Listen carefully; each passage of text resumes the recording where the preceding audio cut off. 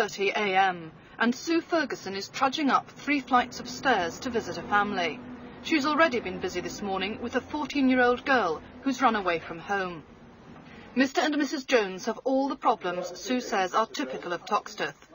He's unemployed, the flat is poorly furnished and badly heated. Their only income is social security.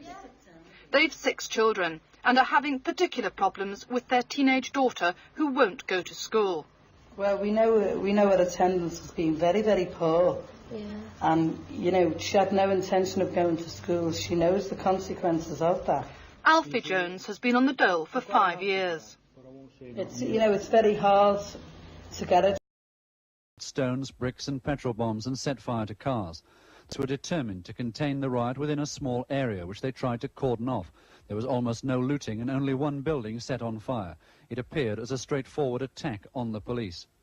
At one stage, officers wielding batons charged directly at a group of people standing outside the Charles Wharton Community Centre, where last week Mr Michael Heseltine held talks with the self-styled Defence Committee. This move caused widespread anger, and some blacks said it had ruined hopes of any reconciliation between them and the police. These are military tactics. What you see behind me is Mr Oxford's idea of an army of occupation. 26 policemen were taken to hospital, and 4 officers are still detained with head and chest injuries. In all, the rioting lasted for 7 hours, eventually petering out just after dawn in a flurry of stone throwing, which led to a final and determined charge by the police.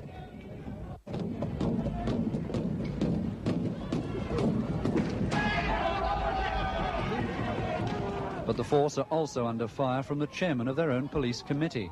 Councillor Margaret Symey said she felt their handling of the riots was out of control.